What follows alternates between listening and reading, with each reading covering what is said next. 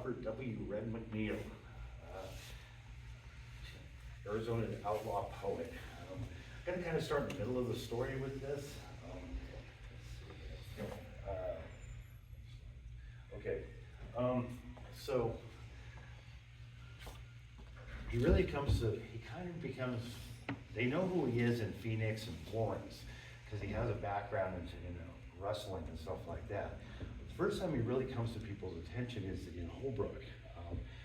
One night, Albert Schuster, who ran Schuster's Mercantile there, was closing up his store in the evening, putting the money in the safe and this, and all of a sudden this young man comes in with 2 drawn pistols. And he's like, I want the money out of the safe, get to it. Ben Schuster, the brother, was in the next room. Their house was actually attached to the store. And he hears this dialogue going on between the outlaw and his brother. So he sort of peeks in and sees that this guy's got 2 guns on his bird. He's like, okay. So he leaves the store, goes next door to a saloon, and these places are actually still standing. They go right along the railroad in Holbrook. Schuster eventually opened a couple other stores there. He kept moving and expanding. The Schusters kept moving and expanding, but their oldest store is right there. So he goes next door to the bar and gets a shotgun and gets two of the other people who are there drinking in the bar. They all get themselves on and they go back over to the store and they come right in the front door with shotguns and pistols. All of a sudden, the outlaw has nowhere to go. There's a back door. He can't go out the front. And so he grabs Schuster, Adolf, and starts backing out like this. He gets to the back door, lets go of him, he dives out of the way, he jumps out the door, and all of a sudden, boom, shotgun. They know he got hit because there was pieces of his shirt and chunks of him from his left shoulder stuck in the door jamb. But he still gets away. Like, he just completely disappears into the night, probably went down into the river, got on his horse and rode out of town. So that's the first time he really starts to make a name for himself. However, prior to this, okay, come on, there we go. Okay, so prior to this, he gets, in December of 1887, he gets arrested in Phoenix. Basically, Phoenix police are making, or the Phoenix law officers make a sweep. They come across him in a saloon, and they're like, they have an idea of who he is, so they kind of, come on down to the station, we need to talk to you. And they're looking for him for horse theft and cattle theft. He's really not become an armed robber yet, that they know of. And so they bring him in, they start questioning him, and he starts messing up his story, just right and left, and finally they're like, we got you, okay? You're going to jail. He's like, okay, you got me, and they put him in jail. Unfortunately, that doesn't last very long. He ends up taking, let's see, it's been a while since I've actually done this one. So what he does is he goes there, he pops his cell door, goes out, pops the door off the hinges to going out to the jail yard, gets into the jail yard, scales the fence, and jumps over and books. He's gone. And so this becomes kind of a habit. Well, he's not gone too long. Let's see. He's on the 20th of January, right after he breaks out, he goes to Florence and gets caught again. And recaptured by Deputy Sheriff James Thompson. And he's on the Gila River. Thompson immediately returned him to Phoenix with the prisoner January 4th. That's wrong. January 14th. Oh, it was reported on January 20th. They spend the night in Phoenix, and then Thomas goes on to Florence, which was the county seat where he was also wanted. And so the newspaper, the Florence Herald, said of McNeil, he's quite a young man and affects a verdancy that is strange in contrast with his alleged record.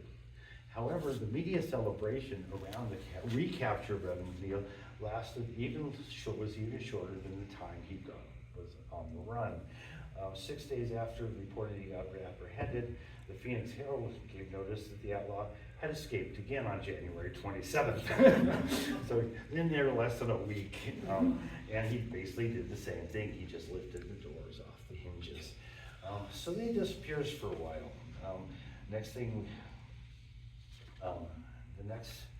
He disappears for about 8 months. There's a few other robberies and stuff like that that happened during this era, but we're not sure McNeil was actually involved in them. One of them was the Navajo train station robbery. They picked up Navajo Springs, the train in Navajo Springs. They're not even sure how many guys were involved in it. These guys totally got away clean. They got about $40,000 when they did it. They hit the train. Basically, back then, train robbery, what they do is they capture the train at the station, cut it off behind an express car, and run it about 2 miles out of town. Then they go into the express car, blow the safe, and take the money right off into the night. Well, these guys did it perfectly. It's the only successful train robbery in Arizona history. They don't know who they were. They have no information. They sat law officers all over chasing after these guys. They never got a clue as to who they were. They got away clean. And yeah, it's pretty impressive. So anyway, back to Schuster's store. Well, Schuster's the next morning after this goes over and makes a report to the sheriff. And the sheriff at that time was Commodore Perry Owens. Picture of Mr. Owens here. Oh, there's a gentleman, one of the lawmen who had been chasing after him. Actually, it's probably a little later because that rifle he's holding comes out in the 1890s. Okay. And this is the McFarland Courthouse. Actually, jail is still standing today. You can go visit it. The jail was in the basement of it. And it's really kind of cool, but yeah, let's see.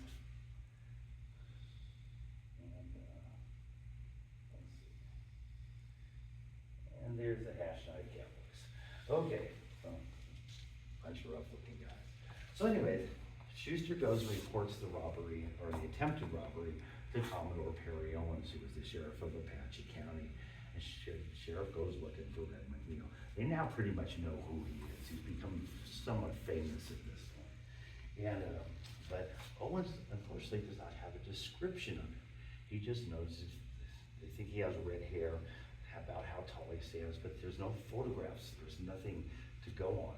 Well, Owens goes out anyway, and he starts riding around, hitting the various hash knife line camps, places the cowboys would gather during the roundups. Well, he's out on the road when he's out. There's a couple variations on the story, but it always ends the same way. So he's out on the road, and he comes across this young cowboy, and he's like, hey, I'm going to the line camps. I'm looking for this guy. Do you know him? I have like a vague description of him. Cowboy's like, I don't know, but you can come into line camp with me and ask the other fellas. And so they ride in together. And Owens gets there, he starts questioning the other cowboys. Nobody knows anything about this guy he's looking for. But they invite him to spend the night, have dinner with them, to spend the night. Owens graciously accepts their invitation. And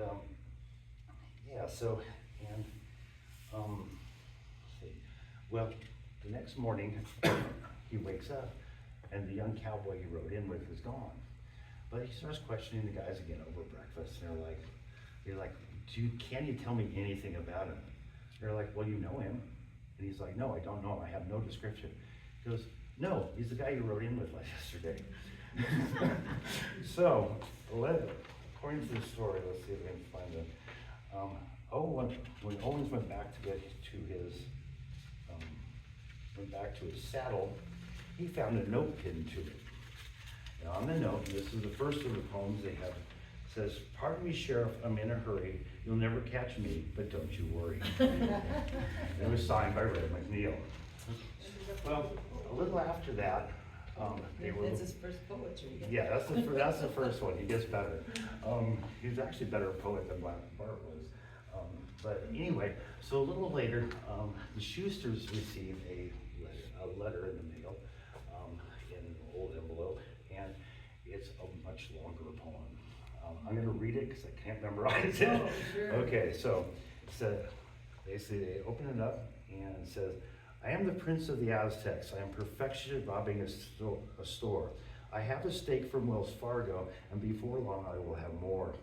On trains I made a great haul. Stages are a thing I hate. My losses are always small, and my profits are always great. I will say a few words for my friends. You see, I've got quite a few. And although we are at dagger's ends, I would like to say, how you do? There are McKinney and Larson. McKinney and Larson were deputy sheriffs under Commodore Perry Owens, who say robbers have no honor. I think in a real test of manhood, they'd have to go stand back in the corner. There are my friends, the Schusters, for whom I carry much lead. In the future, to kill this young rooster, you better aim at his head. Commodore Owens says he wants to kill me. To me, that sounds fun. It's strange thus he'd try to kill me, that red-headed son of a gun. He handles a 6-shooter neat, hits his rabbit at every pop, but should he and I ever meet, we'll have an old-fashioned Arkansas hop. My friends, I have to leave you. My warhorse is sniffing the breeze. I wish I could stay here to see you. Make yourselves at home, please. I will not say much more. My space is growing small. You're always welcome to my share. What's that? Much obliged? Not at all. Yours in luck, R.W. McNeil. Anyway, so after the Schuster story, he disappears again for a little bit. Next time he turns up is in New Mexico. And this guy just had a great sense of humor. There's Schuster's original store. And this is when you're still building the one that says saloon out in front. It was the bucket of blood. And by the time when the robbery actually happened, it was actually built and finished. Schuster's in the middle, and this was the Mormon co-op store. And a picture of the Schusters here, his later in life. Here's Adolph and Ben. And there's Mr. Owens about the time of these events. Usually you see the picture of Commodore Perry Owens has really long hair. Yeah, he cut that when he became sheriff. So yeah, that's not the ugliest city ever wore either. Anyway, so the next time he shows up, let's see, is in New Mexico, and he shows up at William French's ranch. William French, he basically seems like a saddle bum. He shows up looking for work, and French is like, he's not really sure about this guy. He's like, yeah, you can bunk with the other cowboys and stuff like that. Well, I guess he was really good at playing the mouth harp. And so that evening, they're kind of celebrating. He starts playing his mouth harp. This guy, everybody just liked him. He said he's a really great guy. And, so French gets a little bit more comfortable with him. And next morning, he's like, okay, well, we're gonna go out on the range. I have you stay here with the cook and get the food ready. And so they go out to the range. And when they return that evening, French had a very, very nice thoroughbred horse called Poer, and it was gone. So was Red. So this is not good because this is a really good racehorse. And so French goes in pursuit. He sends his cook out. His cook kind of knows what he looks like. He's familiar with him. They travel into the Arizona territory. They canvass it. They actually mention the fact in his memoirs. French mentions the fact. He goes, we get all the way to Tonto Basin, and he goes, when we got there, they were like, are you lawmen? And they're like, no, we're just looking for this. Because he said he had a most unwelcome reception. They did not like it. Tonto Basin was a well-known hangout for outlaws at the time, and they did not like him, these guys coming in there looking for him. Finally, French kind of gives up the chase. He goes back to his ranch. He has more work to do, but his cook stays out in Arizona looking around for this. And they finally figured, so passing through, let me see, the mountain range.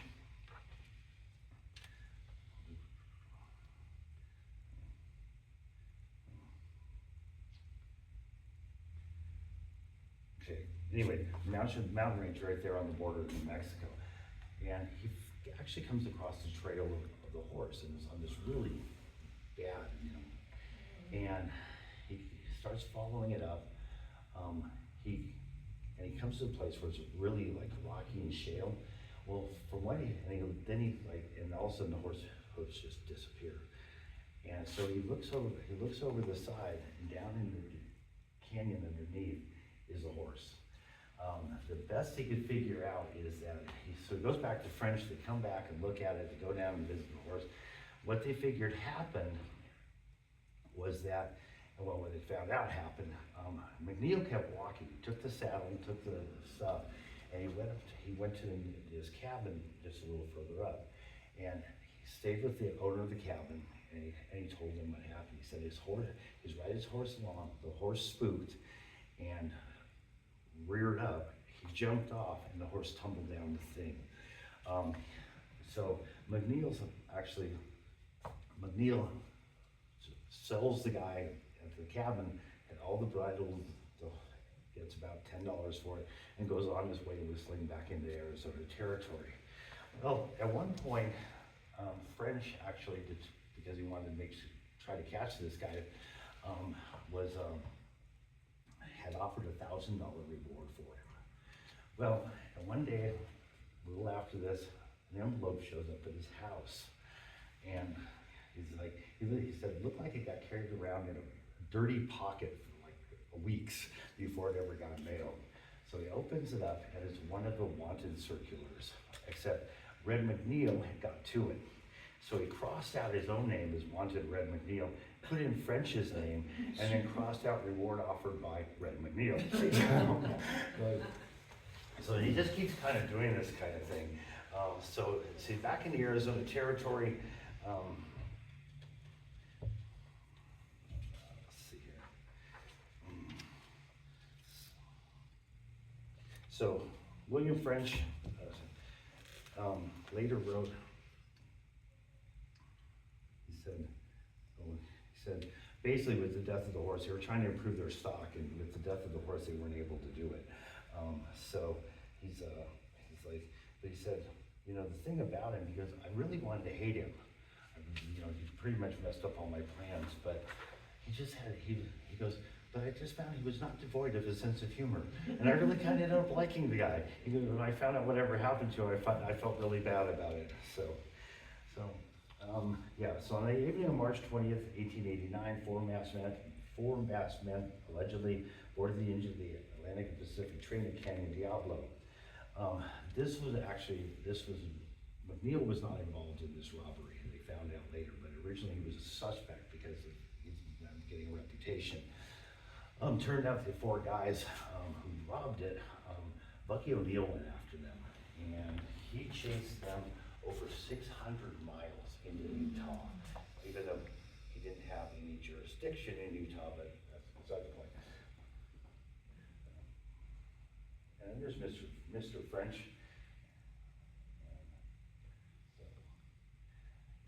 So Bucky O'Neill goes chasing after these guys, but for a long time they think Red McNeil was one of them.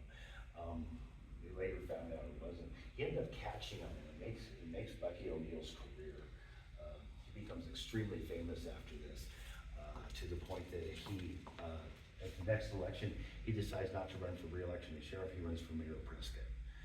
He becomes Mayor of Prescott, and eventually he gets tapped to be one of the Rough Riders in Theodore Roosevelt's regiment. However, it doesn't end well for him. There's a statue of the River Prescott. There's a big statue of him as a Rough Rider. And he was actually at the bottom of San Juan Hill, and there was Spanish snipers up top before they actually did the run up the hill. And he was walking back and forth smoking a cigarette. And everybody kept telling him, Bucky, get down, Bucky, get down. There's snipers up there that can hit you from there. And he turned around and said, no, the Spanish bullet isn't made that can kill me. It's the last thing he said.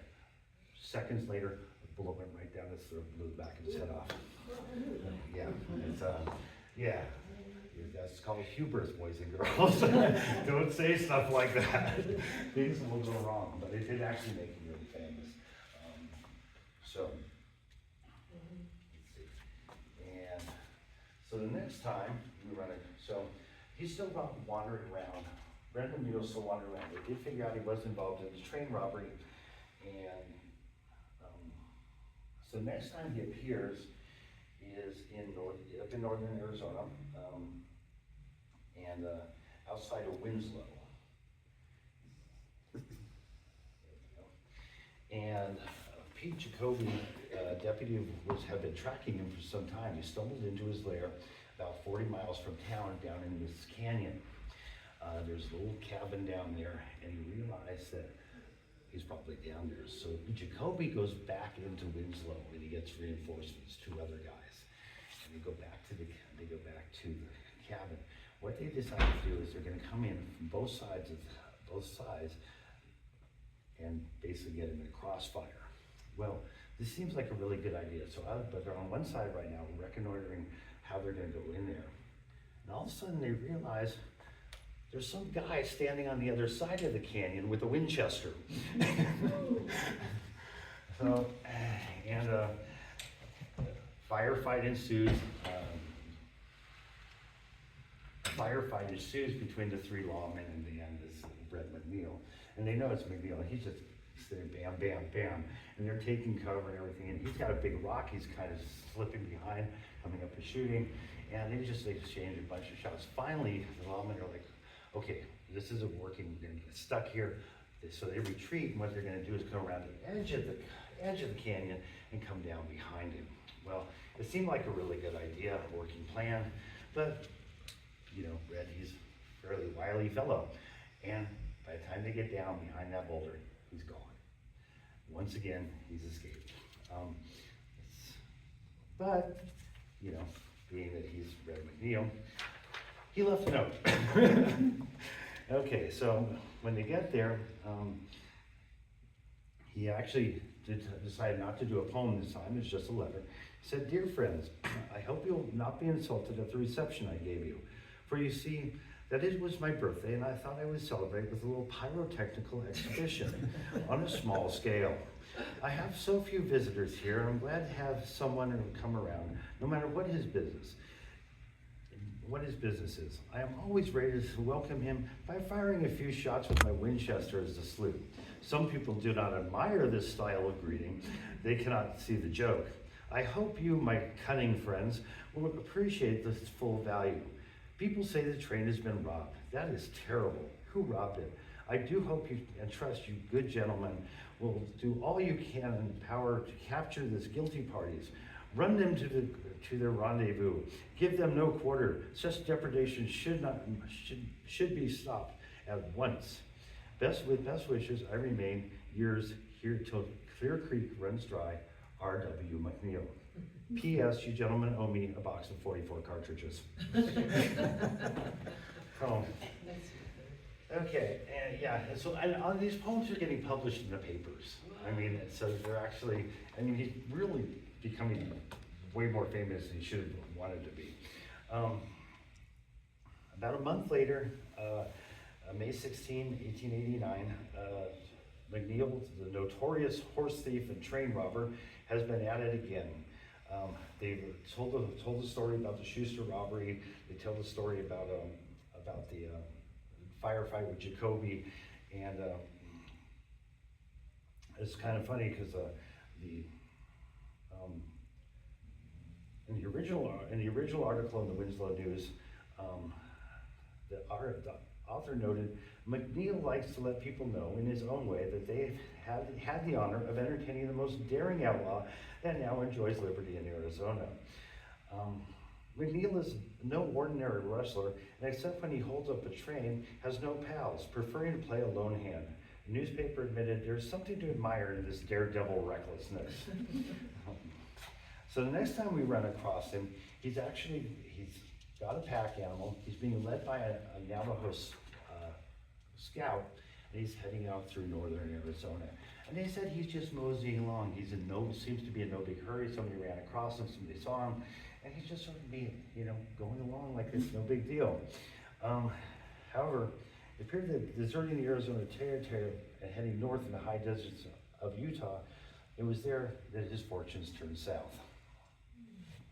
Make a long story short of it, in Utah, McNeil teamed up with an inexperienced young man named Joseph Ney and attempted to rob the Rio Grande and Western passenger train near Thompson Springs. The heist was a dismal failure, with the bandits netting only a small amount of cash and some lostages for the passengers. McNeil and Ney next show up in Ogden, where McNeil brazenly robbed a faro dealer in the street outside Madden's Saloon. During the holdup, he shot him in the leg. So the Ogden authorities go after him, and he doesn't even leave town. He's still in town. He's got a hotel room. They bust into the hotel room and they arrest them both. That's pretty much the end of his career. Ney, because he was young and inexperienced, gets 5 years. McNeil, when the judge comes to him, gives him 20. And he goes, in fact, he actually goes, come on, judge, give me some leniency here. And when he goes, 20 years, he goes, yeah, that's leniency. So that's actually in the court record. It's kind of funny. So let's see. So they were fishing around because they thought there was rewards, and so the Ogden police sent a missive to French, and French wrote back to them that the horse had been found and the reward had been withdrawn. I've declined to have anything to do with it, wrote French. As to McNeil, he said, I felt really sorry for him. He had fallen victim to his ambitions, and this time he had bought off something. So yeah, they both they actually get tried for the train robbery, in addition to the shooting of the faro dealer. And McNeil was 22 at the time. He ends up doing 10 years in the Utah Federal Penitentiary. And I have a lovely picture of it here. Looks like a penitentiary. So he does 10 years. However, as historian Pat Klein noted, McNeil proved to be a model prisoner, applied himself to studying engineering, and at the end of his sentence completed a college course in his chosen subject. He studied hydraulic engineering specifically, and after his release in 1899, he became very successful in the field. Okay, there's one more legend about him that's kind of fun. But after that, we really don't know what happened to him. These are just, that's all we know. There's no more mention of him. He probably just changed his name completely and disappeared into whatever. But many years later, the Schuster retired, and Adolf Schuster was dead, but Ben Schuster was still alive. He's living in Los Angeles, and his visitor comes around, and who knows him from Holbrook, said he used to frequent his store and stuff like that. They spend Schuster's daughter said they spent the afternoon talking, conversing about Commodore Perry Owens and Joe McKinney and all the people they kind of knew in common. And funny thing is, in the Schuster store for many years afterwards, they had a framed picture of his wanted poster, and I guess Ben Schuster still had it. So they conversed for a while. Finally, at the end of the afternoon, the gentleman takes his leave. Adolf Schuster Ben Schuster was dead. Adolf Schuster, it is said in 1928, McNeil, who by this time was doing quite well for himself as a hydraulic engineer, traveled to visit Schuster a second time at his home. This time, McNeil revealed who he was, his true identity. He told Schuster about his time in the Utah Penitentiary, and while he was incarcerated, he had studied engineering and found employment in the field. Schuster's daughter, Mrs. Helen Schuster, said the two men spent several hours talking and swapping yarns, though neither broached the subject of the robbery. Late in the afternoon, the former outlaw took his leave of Adolf Schuster and never returned.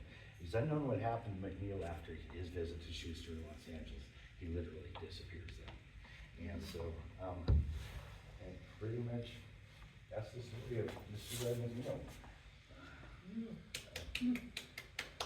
But yeah, I love it. Like French said, he goes, he was not devoid of a sense of humor. This guy did, and he was obviously fairly smart. He probably more intelligent than most of the people who were chasing him, or most people he was dealing with. I've seen the letters and I've seen it. There's no misspellings. There's no grammar mistakes. There's some, they think that at some point he was probably educated in and he alluded to it, that he was educated in a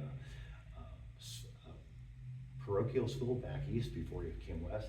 He actually came from a fairly good family. What brought him west and why he decided to go become an outlaw, nobody knows. Yeah. It's more exciting than being a school teacher. It could be. Or a priest. Yes, instead of working, you wanted to. No, I have a question, like, so if you stole, was it coins or paper money? Coins, Usually, paper money, watches? usually it would be paper money. And was it marked, in those days, did they like mark it? You know how sometimes you can mark the money and then trace it, so if you spent it somewhere. Yeah, not back then. They would know that he was- Yeah, they didn't have anything that advanced. This Wells Fargo would sometimes, oddly enough, they would, when they had stacks of bills, they would sew the ends, like whip stitch them before they put them into a thing. That would keep them all together and fairly neat. And they would sometimes robbers would get these and they'd just tear the bills off like they were tearing off a sheet of notebook paper. Wow. And so they found actually Canyon the Outlaw robbers did that. And that's one of the ways they tracked them. You trace them, yeah. Yeah. Okay. And so, yeah, but really, especially on, most of the time, they were looking like when they would go after a train robbery in the express car. The express cars had two safes. There was the through safe, which was wherever the train started, going to wherever it was ending. That safe did not get open along the way. And then there was the other safe, which would get open along the way as every time they stopped at a town, put money in, take money out, pay people off it. So usually they would go out. The through safe is what they wanted because they knew there was big money in there. But those are usually really, really heavy and really, really big. So they usually go after the small ones. Coin they didn't want. What they wanted was gold, paper, jewelry, because coin was too hard to carry. In fact, the Wilcox robbers, Joe Black and or Joe George and they called him Black George, and Grant Wheeler, when they robbed, they did the same thing. They picked up the train at the Wilcox station, ran it out about 2 miles, and then tried to dynamite it. Well, it happened that year that the Wells Fargo had changed their safes. They made them harder to blow up. Usually you just put some dynamite on the top, hit it, blow the door right off. Well, they reinforced the hinges, they reinforced the lock so that it wouldn't blow right off. And so there was about, I think, 20 to 25 bags of Mexican silver dollars. Now, they were just laying out on the floor of the place, in the floor in the express car, and Grant Wheeler and Joe saw them. They didn't bother with them because that would be too heavy for their horses to carry. So what they did do is, and they tried to blow the safe several times. They had a lot of dynamite, thankfully, and in fact, I think some people estimate between 3 and 6 times they tried to blow the door off the safe. Finally, the last time, they put all the dynamite they had left on top of it, piled all those bags of coins on top of it, forced the blast downward. And then kaboom. They said that the blast was heard in Wilcox. It was so big. When the firemen said it was a very artistic performance. Basically, those silver dollars blew all over it and turned the train into a big sieve right through the wood. They said they found them embedded in, like, they found them up to a mile away.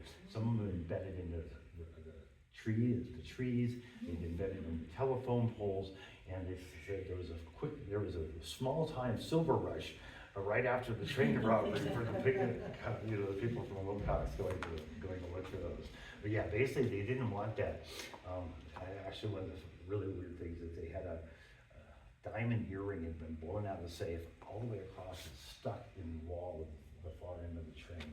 And they said when they brought it through, Yuma people came out to see how demolished the thing was. It could barely stand on its own trucks anymore. Yeah, it's unfortunately for Grant Wheeler, it doesn't end well. They try it again. They try to rob another train. Same idea. At Stein's Pass, they did same thing. Cut the train, move it out, they go up to the engineer and they're like, okay, let's go into the express car. He goes, let's go open the safe. And the engineer was like, what safe? He goes, the safe in the express car. You don't have the express car. You got the baggage car. The express car was behind the baggage car. And so yeah, and they said the language the outlaw used was quite colorful. as he damned everything about the train company, the people who own the train company, the tracks, everything. He goes, he said he was just like living. Soon after that, we're not sure what happens. Probably Joe George was a much better criminal than Grant Wheeler was. Grant Wheeler was a cowboy. Joe George was known to wear his gun in camp, which was actually really unusual. Most cowboys would stash their guns or keep them in their saddlebags, but he would wear his all the time. And he said he was just always seemed a little sketchy. My guess is he was probably a career criminal, probably much better at it. Grant Wheeler was just a cowboy. Somewhere along the line, they split up. They think they got between probably about $40,000 to $60,000 from the Wilcox train robbers, a lot of money. However,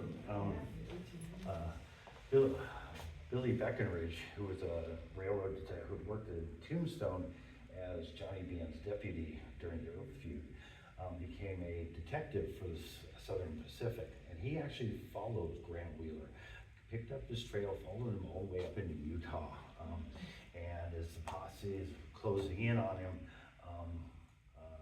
they surrounded him in his gully. He came up, saw them, went back down in the gully, and they heard a gunshot. And like there's 4 officers, and they were like, okay, what are we gonna do? The guy's got a better position than we do. We can't just run up there. So finally, one of them hits on a horse and rides by as fast as he can, glances in there, and we would shot himself in the head. However, Joe George disappears, and a lot of people think after the initial robbery, again, a whole nother story here. After the initial robbery in Wilcox, they ran into the Dragon Mountains, and there's a lot of people who still believe that they stashed their money up there, and people still go look for it to this day. I think it's an urban legend. I think it never really happened. I think they have the money. However, when Grant Wheeler is found, he has less than $2 on him. So what happened to the rest of the money? I'm thinking that at some point Joe George is like, okay, this partnership isn't working out. You can leave with your life, I'm leaving with the money. And so because he just disappears. And you could disappear on $40,000 back then. But anyway, yeah, but usually they didn't want the coins. Gold coins are okay because you don't have a few of them and you have a lot of money. But silver and stuff like that, they didn't touch. So. David, is the Wilcox train robbery one? Mm-hmm.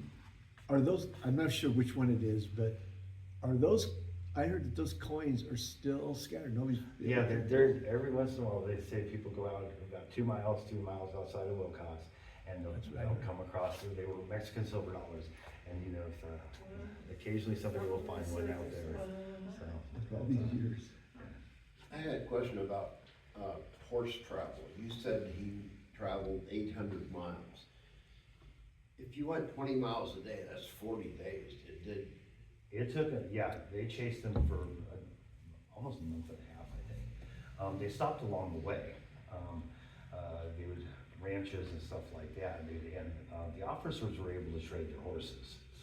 Usually if they stopped by a ranch, they requisition new horses, leave their old ones there, and then they would take the guy's name, and the guy would get paid for it later on. When Bucky got back into town, he would have the treasurer issue checks to these people for the horse flesh. The robbers, however, I think they steal some horses at the beginning, and then they get some more when they're in a little town in Utah.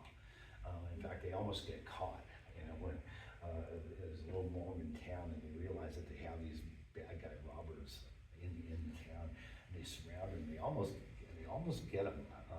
However, one of them had concealed a weapon, pulls the weapon, and threatens to shoot the bishop.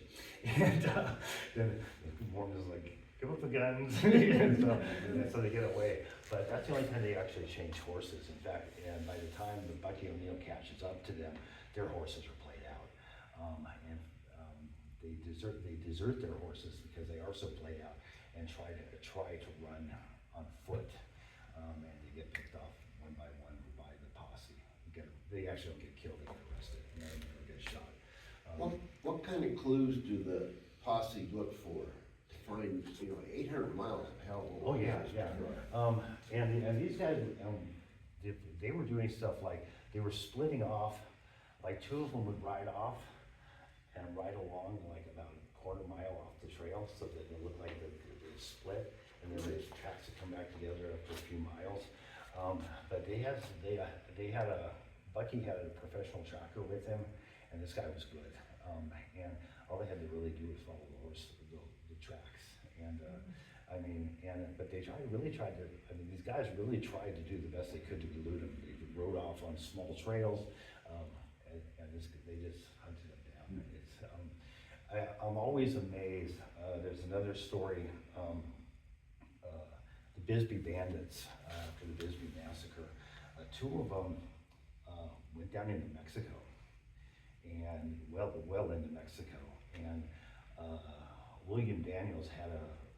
Deputy Sheriff William Daniels, who went after them, had a native tracker with him, and the native tracker was really good.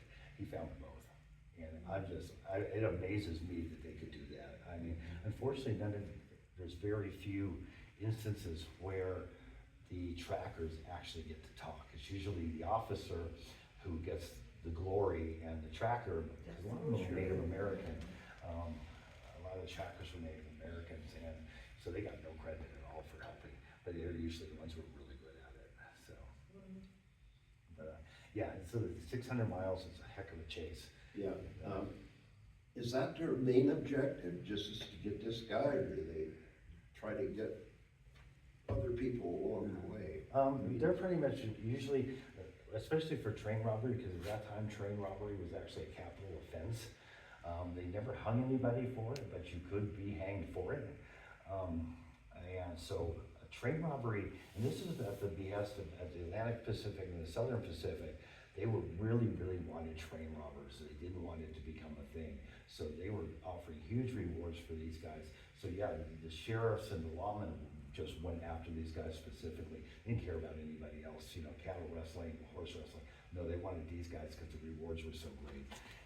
So, Thank you. In one of the pictures where you showed the saloon still there, Marlboro, the store, and the co-op. What exactly was the co-op and how did that function?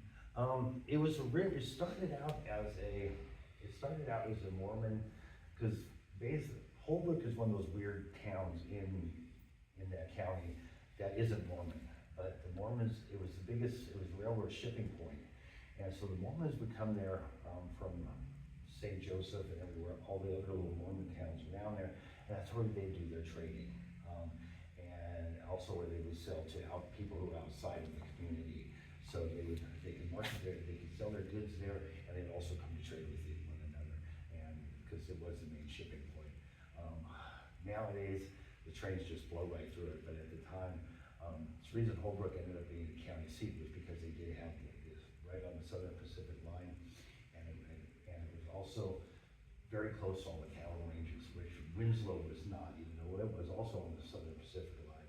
It never really got as big as Holbrook did. Holbrook was, and then until the trains go diesel and the cattle business dries up, Holbrook was a really big town. But yeah, the Mormon, oddly enough, they didn't get their first church until the 1920s. There was no church in the town of Holbrook. It was the only county seat in the whole United States that did not have a church. And the Mormons, it was too rough a place for the Mormons, so they went out to all the other little places like Snowflake and stuff like that, and that's where they set up shop. But they would have to come in to do business. So, but yeah, so they didn't have a Mormon temple, anything, nothing. And I think the Catholics finally were the first ones to build a church there. And so. So the cost was similar to the Schuster store as far as merchandise, or? Actually, no, Schuster was supplying cowboy. It didn't last long, the Mormons, the co-op. It gets sold off eventually to, I forget the guy's name, and just becomes a regular retail store. And by the time that happens, Schuster's already moved off of that block. So you have, I don't know the guy's name off the top of my head. So yeah, that becomes a retail store, probably within a couple of years after it opens, the Mormons sell it off and just decide to get rid of it. So they had that, and then there was the Pioneer Saloon right next to it. Then Schuster's store eventually became Washington Drug Store. Frank Washington was, he's a heck of a guy. He was county sheriff for about 2 years, but he was drugstore. He was a city marshal for a long time. He was actually present when Commodore Perry Owens had that big fight in Holbrook. In fact, he actually offered to help him. And he is another one of those characters who just really stands out in Arizona history. And then next to that was the Bucket and Blood Saloon, which actually wasn't called the Bucket and Blood Saloon. It was actually called the Cottage Saloon. But so many people got killed in it that even everybody but the Holbrook newspaper started referring to it as the Bucket of Blood Saloon. And finally, in about the 1890s, the Holbrook's like, oh, we give up, just call it the Bucket of Blood. Is it still called Bucket of Blood? It's still there. The building, none of the buildings are occupied right now. They tried to refurbish them all back in the 1980 or 1990s, early 2000. So they kind of gutted them. They started refurbishing them, but then the money for the project fell off. But they are all still, last time I was there about a year ago, they were all still standing. There's a sign, there's signs and stuff. And it's actually now, what was Railroad Avenue is now called Bucket of Blood Street. And people stop and take pictures of the sign all the time. Go on Google, put on Bucket of Blood. Yeah, you'll get all these people taking pictures of the sign. But yeah, so it's Pretty cool. It's pretty been there better. yeah, so it's no, if you ever get a chance to go to Holbrook, Holbrook unfortunately has not capitalized on their Old West history. They have a lot of it. But they decided to try to capitalize on Route 66 instead. And unfortunately now Route 66 is starting to fall off because, there's very few people who actually, the boomer generation is really the last generation that remembers traveling it, and they traveled it when they were little kids. People still go up and travel what's left of it. That area through Oatman and from, I think, Flagstaff to Oatman is the longest stretch that's still available. And you can get off the 40 and pop on and off of it, but for the most part, most of it's been decommissioned and nobody takes care of it. I have another question on Red. So you say he kind of disappeared what was his age He was- at the last time anyone ever seen him? He was 22 when he went into prison, which means he would have been about 32 when he got out, give or take. And assuming he's made something of a career for himself, he's went and saw Schuster. He's probably in his 40s. That would be my guess. Last time you Yeah. ever seen him? And because the Schusters were a little older, so they would have retired long before he did. What was the age that they normally, was the age for the men in those days? For life, for living? Was there? Life expectancy was about 55, but you have to consider this, because you're looking at a broad overview, but infant death was 50% before the age of 5. Half of the children born would die before the age of 5. So that skewers that number a whole lot. And so, that drops what is typically life expectancy down quite a bit. A lot of people did last much longer than that. That's actually one of there's a woman named Eva Blanchard, was a madam in Tucson. She got to Tucson when she's in her 20s. She lived to like 93. So it wasn't, when you see those life expectancy numbers, yeah. And, Very interesting. Was he? Hard lives. yeah. Oh, yeah, a lot of it was. It's, Eva Blanchard's kind of interesting because she's Tucson's most notorious madam. And then in 1903, she quits the business, goes, marries her gambler boyfriend, then comes back to Tucson and reinvents herself completely as Annie Sullivan, which was her actual real name. And while she was a madam, she bought so much property in Tucson that when she came back, they're like, oh yeah, we don't remember what you used to do, but you have a lot of property and you're wealthy, so we'll forgive you anything you used to do. Yeah, so.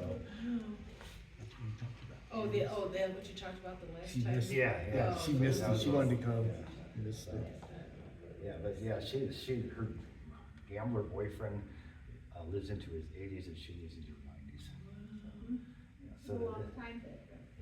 Yeah, I mean, she lived for watching, one of the first reports of her in Arizona is, she and her husband, soon to be eventual husband, almost get hit by the Southern Pacific train while they're trying to cross into the depot. They're in a buggy. By the time she dies, she's lived through World War I, Spanish-American War, World War I, World War II, and she finally dies in the 1950s with automobiles. It's like, What a lifespan. yeah. Wow. So that must have been such a change to watch.